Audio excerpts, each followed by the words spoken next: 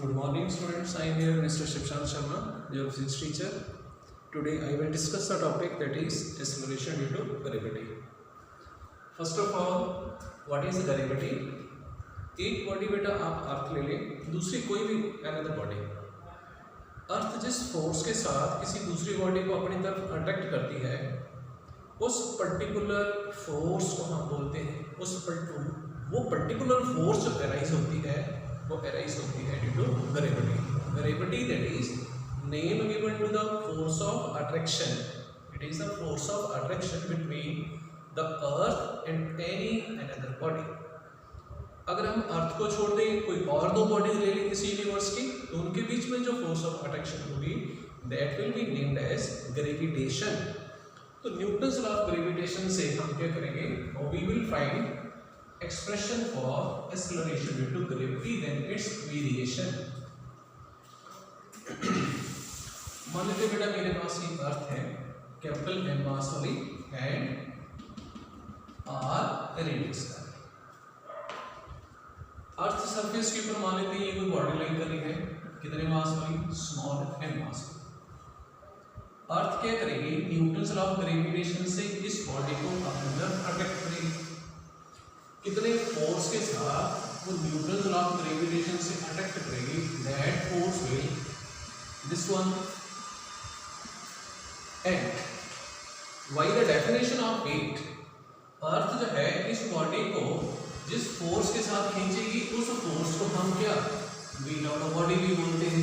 So that's why this gravitational force will equal to the weight of the body, because this weight of the body that is the gravitational force. Basically जिस force के साथ body earth के centre की तरफ attack करती है, तो ये दोनों इक्वल हो जाएंगे.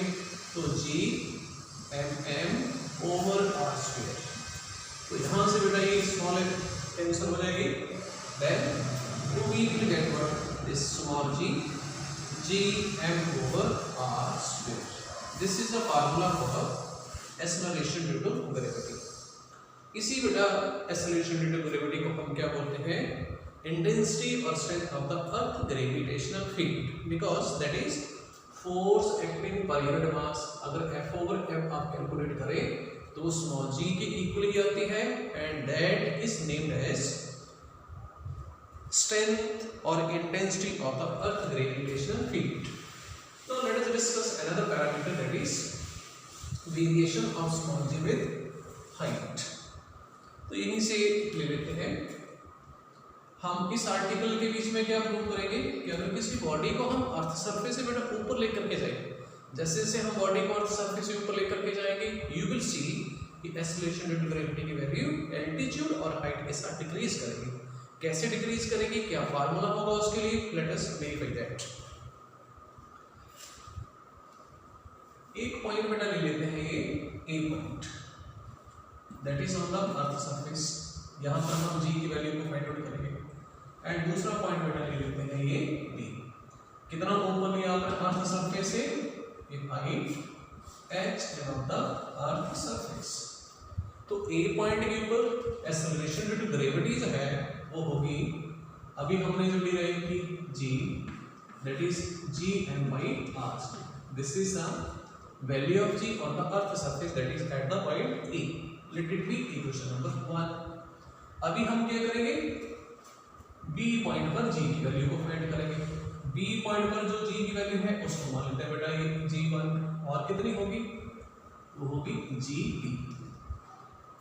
B means at the point B, g means value of g कितनी होगी, G M over R plus h का होल स्क्वायर. डिवाइड करो आप, जी1 ओवर जी, ये आ जाएगी equal to what, G M over R plus h का whole square into this one denominator में आएगा, रेसिप्रोकेट हो जाएगी R square over G M. तो ये बेटा कैंसिल हो जाएंगे. Now let us solve this step.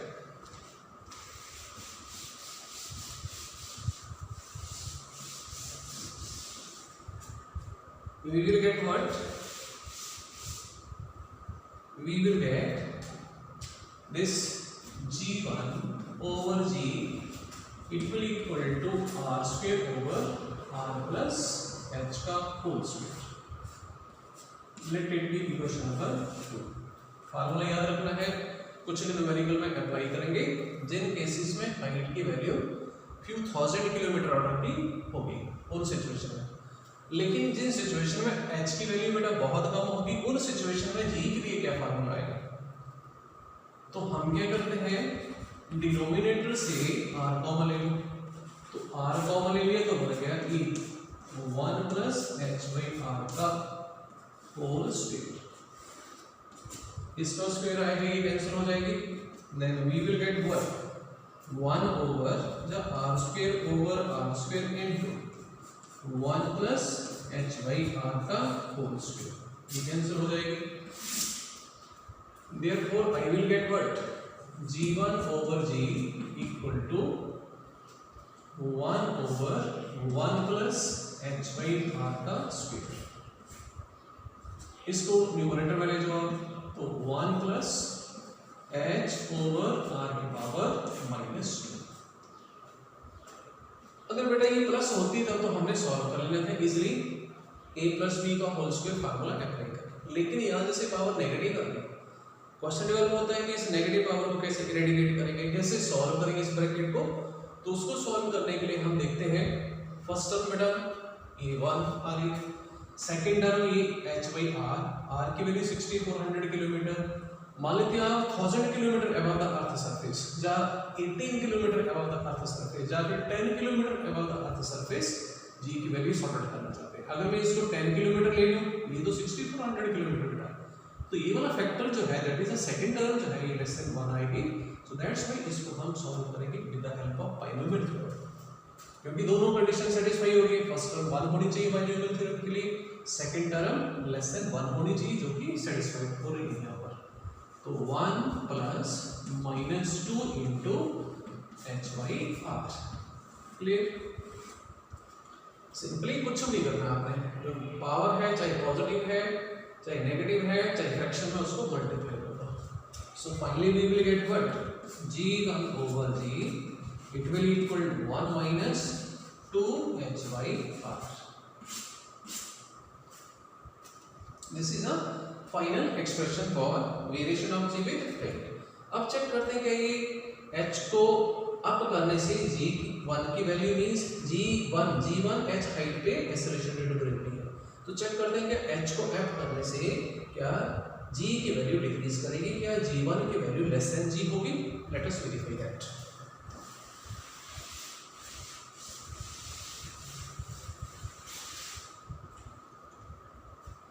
Cross multiply करते हैं तो g1 it will equal to g times 1 minus 2h by r, multiply कर दो g minus 2gh by r।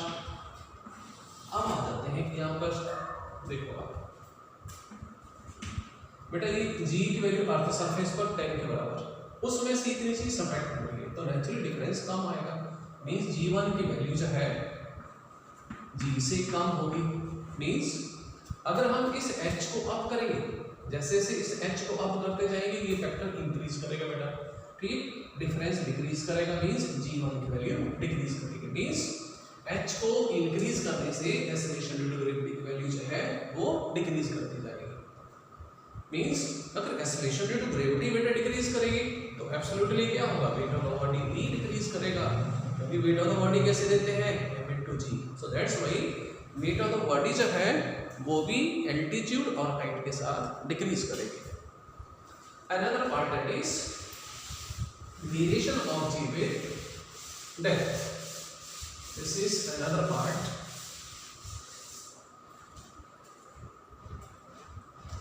Variation of g with depth. ये लिए मेरा बेटा अर्थ। अर्थ बेसिकली इस शेप में नहीं होती है, 9th स्टैंडर्ड में आप लोगों ने पढ़ा है अर्थ की शेप जो है वो इलिप्टिकल होती है, ठीक। लेकिन हाँ अपने कन्वीनियंट के लिए कुछ एक प्रॉब्लम को रेडिकेट करने के लिए, कुछ एक प्रॉब्लम को सॉल्व करने के लिए हम अर्थ को अज्यूम करते हैं जैसे स्फेरिकल, ठीक। ये अर्थ का सेंटर ले लिया C, क्लियर। अगर अर्थ को बेटा अज्यूम किया जा रहा है स्फेरिकल तो अर्थ ऐसे ढंग से बिहेव करेगी जैसे सारे का सारा मास साइड में है ही नहीं और बिकॉज यहाँ पर ही कंसंट्रेटेड है।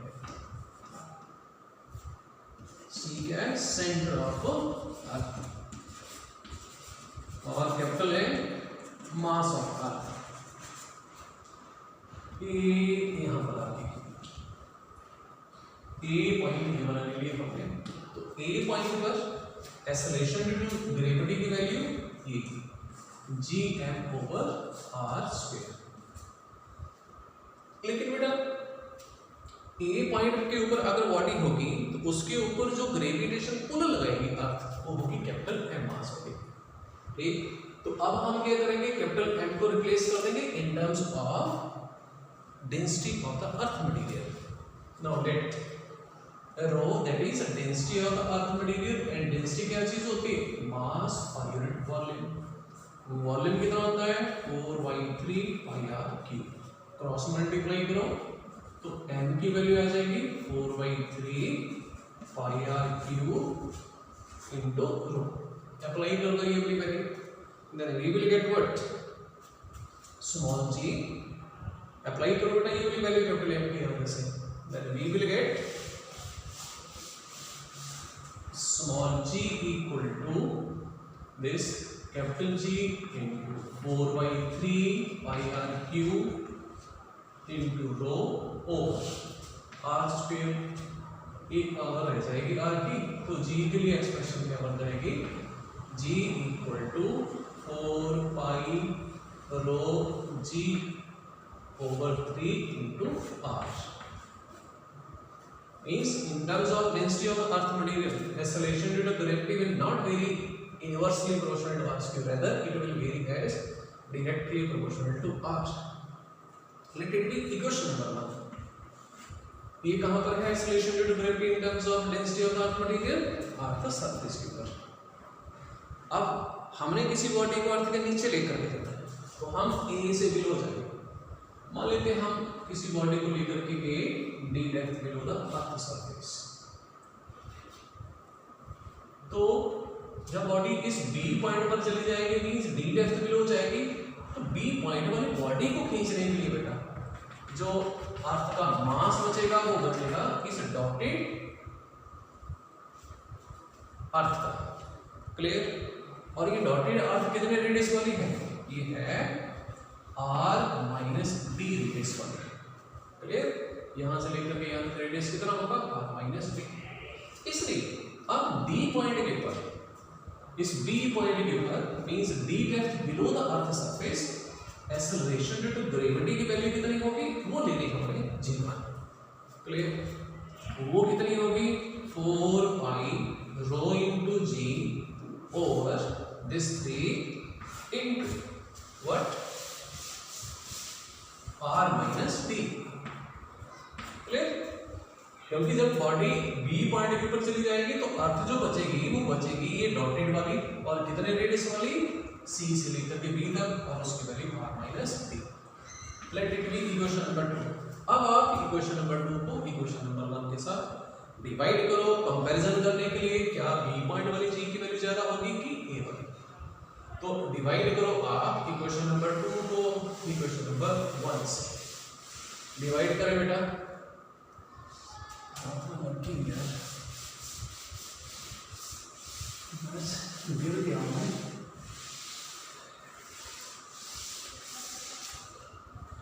डिवाइड करें बेटा इक्वेशन नंबर 2 को इक्वेशन नंबर 1 से, then we will get what? g1 over g। It will equal to, सारी चीजें कैंसिल हो जाएंगी, r minus d over r, क्योंकि बाकी चीजें तो कांस्टेंट है तो ये फैक्टर बचेगा। So we will get what? g1 over g it will equal to 1 minus d by r। Cross multiply करें, then we will get what? g1 it will equal to g times 1 minus d over r। Let it be equation number 3। अब multiply कर देते हैं बेटा इस g को, तो g minus G D over r। इतनी वैल्यू बेटा सब्ट्रैक्ट हो गई। अब हम क्या करेंगे? इस d की वैल्यू को इंक्रीज करेंगे। अगर डी को इंक्रीज करते हैं तो ये वाला फैक्टर बेटा इंक्रीज करेगा, ये फैक्टर इंक्रीज करेगा और डिफरेंस जो है वो डिक्रीज करेगी। Means acceleration due to gravity की जो वैल्यू है g1 डी डेप्थ बिलो, वो डी की वैल्यू को अप करने से डिक्रीज करेगी। मींस वो कम होगी, इस वैल्यू से कम होगी अर्थ सरफेस के ऊपर जो डी की वैल्यू होगी। अब चेक करते हैं, बोला अगर किसी बॉडी को बेटा अर्थ सरफेस से आप लेकर के जाए बिलो द अर्थ सरफेस, लेकर के जाते जाओ, ठीक, तो कितना नीचे जा सकते हैं आपको अर्थ सेंटर, ठीक। जब आप अर्थ के सेंटर पर चले जाएंगे, at the centre of earth D की वैल्यू बेटा इक्वल टू कैपिटल आर हो जाएगी। अप्लाई करो इक्वेशन नंबर 3 में, putting equation 3, then we will get what? g1 equal to g times 1 minus r by r. r by r is what? That is 1. तो g times 1 minus 1, clear? तो g1 की value होगी equal to 0। और ये बेटा हम 9th में theoretically पढ़ते थे कि अर्थ के सेंटर के ऊपर g की वैल्यू 0 होती है। अगर बेटा g की वैल्यू अर्थ के सेंटर पर 0 है, then what can be your or my weight at the center of earth?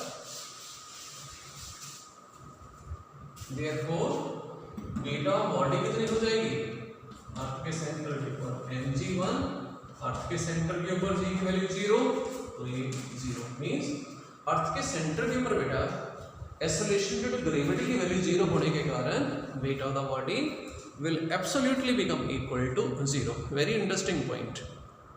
Thank you students, have a nice day.